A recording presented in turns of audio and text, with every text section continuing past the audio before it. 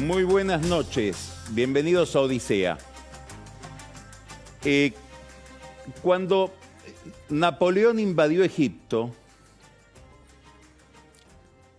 hubo una crónica muy interesante que le llamó la atención a muchos historiadores después occidentales, que es la visión que tenía un historiador, un cronista egipcio llamado Al-Jabarti sobre lo que estaba pasando en ese momento en su país. Cuando Al-Jabarti ve la llegada de Napoleón, dice, empezó una secuencia de desgracias.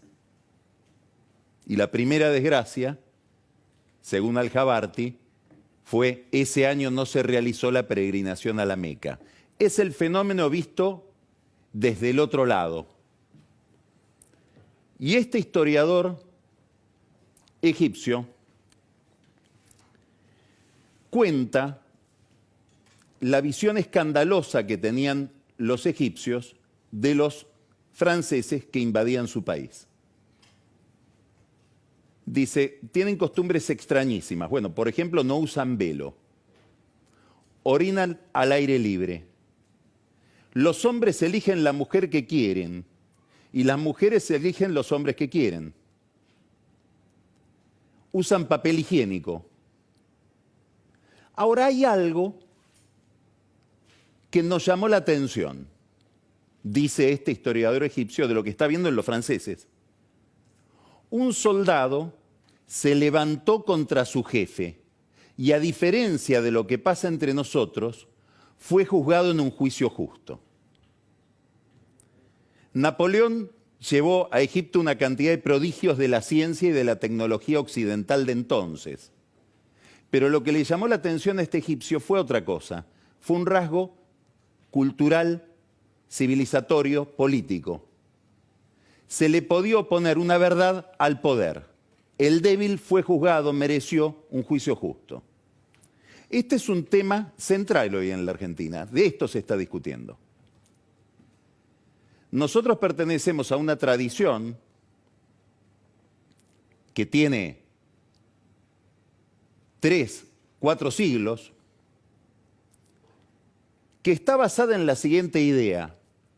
Somos personas libres que cedemos parte de nuestra libertad para constituir un Estado que nos administre mejor, pero que preserve más nuestra libertad, que nos permita ser más libres.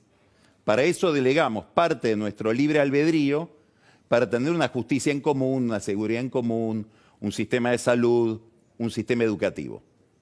Pero como sabemos que ese Estado puede desbordarse y venir en contra de nosotros y caerse sobre nuestras libertades, inventamos una cantidad de dispositivos que nos salvan de eso. Uno es la libertad de prensa, la posibilidad de criticar libremente al poder. Otro es una serie de garantías sobre la libertad económica y en el fondo de toda la propiedad privada. Y otro de los dispositivos que inventó la sociedad occidental para preservarse, para cuidarse del desborde o del avasallamiento del Estado que la misma sociedad creó, es la independencia del Poder Judicial. Esto que admiraba Al-Jabarti, la posibilidad de un juicio justo para el débil, para el que no tiene poder. Estos temas, que están garantizados por la Constitución, es decir, que para ser modificada este sistema de reglas o esta concepción habría que modificar radicalmente la Constitución, aún así, aun cuando están en la Constitución, están siendo puestos en tela de juicio en la Argentina desde hace por lo menos una década. Hay un conflicto ideológico que se traslada a la política, un país empatado acerca de si estos deben ser los valores o las reglas que nos deben regir. En el centro de este problema aparece un tema aparentemente intrascendente, técnico, pero que en el contexto en el que aparece condensa toda esta discusión. Es como si en un hecho anecdótico se concentrara la discusión acerca del destino de la sociedad. Es el caso del traslado de los jueces Bertuzzi, Bruglia y Castelli. Es una discusión técnica acerca de si están ocupando sus lugares correctamente porque fueron trasladados de otros tribunales. Los tres tienen una peculiaridad. Dos de ellos ya juzgaron y sancionaron a Cristina Kirchner. Uno de ellos, el juez Castelli, forma parte del tribunal oral que la va a juzgar en el caso de los cuadernos. Cristina Kirchner, como presidenta del Senado y como líder inapelable de la mayoría del Senado, los desplazó, siguiendo un procedimiento que está cuestionado en la justicia, pero que además desobedeciendo una acordada de la Corte del año 2018, cuando aparecen todas estas anomalías institucionales, ocurren rarezas. Hablamos de la acordada 7, una sociedad que ya sabe de acordar con nombre y número las acordadas de la Corte, es una sociedad bastante enferma, porque quiere decir que está poniendo en tela de juicio cosas muy elementales que en otros lugares ni se sabe cuáles son las acordadas de la Corte, porque no se discuten. Acá se discuten. La presidenta del Senado, el Consejo de la Magistratura, la ministra de Justicia, el presidente ignoraron una acordada de la Corte y los reemplazaron. Reemplazaron a jueces que tienen jurisdicción sobre causas en las que Cristina Kirchner está imputada. Para ponerle el sello a este problema, ella no presidió la votación. Los jueces fueron a la justicia. El caso está en la Cámara Contencioso Administrativa. Tiene 3 miembros la Cámara. Uno es el juez gallego Fedriani, que se excusó. ¿Por qué? Porque también es un juez trasladado. Y otros 2 jueces, el juez Jorge Alemani y el juez Guillermo Trisi. El juez Guillermo Trisi forma parte de esa Cámara a partir de un concurso que en su momento fue anulado por la justicia. Es decir, vemos que todo el campo está minado. Donde uno mira de cerca hay fisuras. La Cámara viene con bastante lentitud tratando este tema. Por ejemplo, el viernes pasado pidió por oficio al Senado que le envíe la versión taquigráfica de la sesión donde se desplazó a los jueces. Cuando uno supone que está online la versión taquigráfica, uno entra a la página del Senado y es muy fácil acceder a las versiones taquigráficas. Los jueces, ante la urgencia de verse desplazados, fueron a la Corte o le reclamaron a la Corte que tome el caso con un per saltum. El procedimiento del per saltum fue reglamentado en la Argentina, hay una ley que lo reguló, y es extraordinariamente excepcional, con lógica. Es decir, supone pasarse por encima todo un procedimiento, que es que un tema en discusión pase por la primera instancia, la segunda instancia, puede ir a una Cámara, finalmente llega a la Corte. Estos jueces quieren que se aplique el per saltum, que fue aplicado solo una vez en el tiempo en que esa institución está reglamentada, que fue justamente con un tema de reforma judicial, que es la famosa democratización, entre comillas, de la justicia que pretendía Cristina Kirchner, por el cual ataba el Consejo de la Magistratura a la elección presidencial.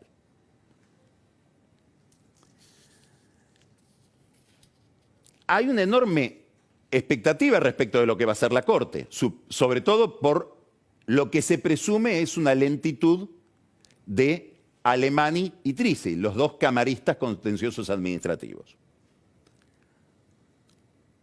Están ante un tema complicado. ¿Por qué? Porque la Corte cada vez que hace algo genera antecedentes de larga duración.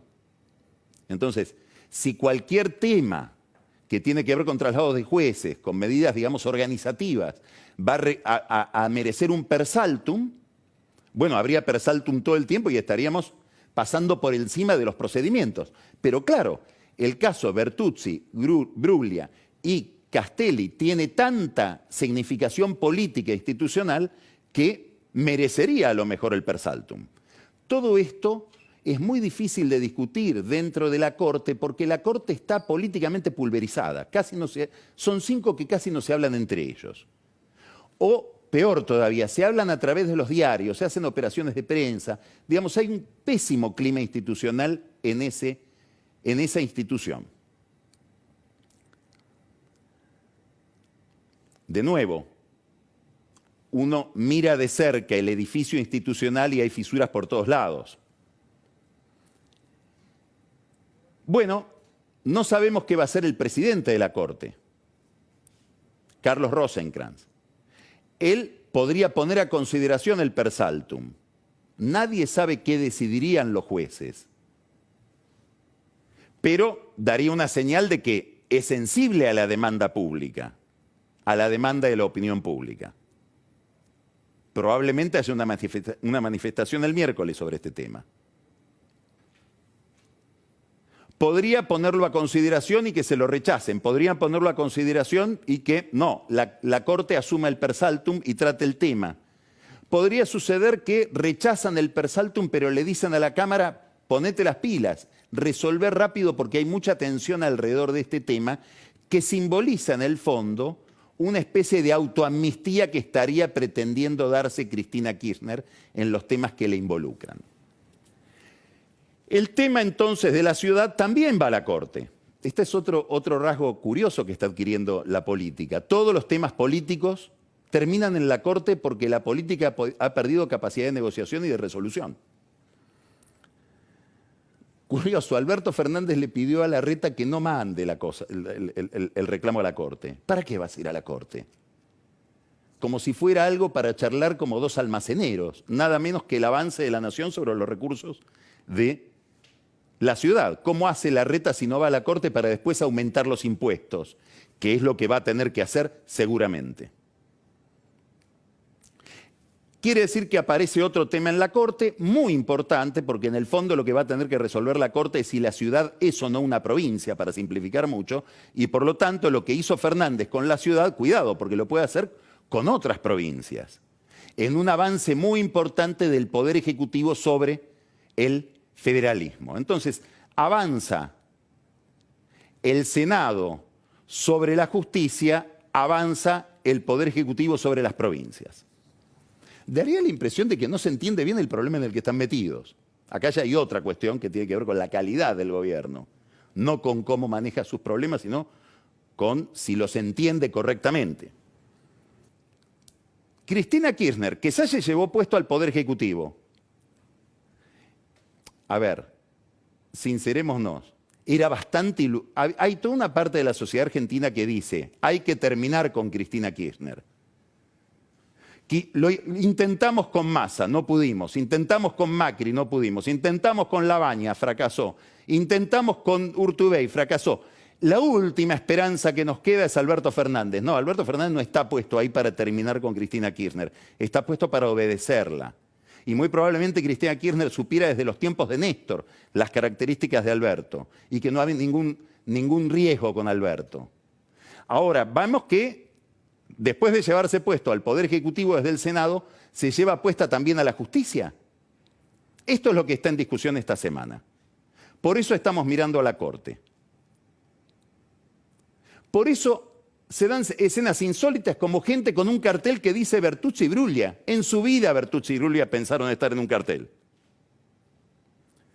Hay una vieja historia muy, muy habitual entre los abogados, que es la historia de Federico el Grande de Prusia, uno de los déspotas ilustrados, subrayo déspota. Tenía su palacio Sanssouci y frente al palacio un molinero estableció un molino. Había un molinero, un humilde molinero, David, que tenía un molino y le molestaba el paisaje a Federico el Grande. Entonces le ofreció plata para que lo saque y el molinero dijo, no, el molino es mío.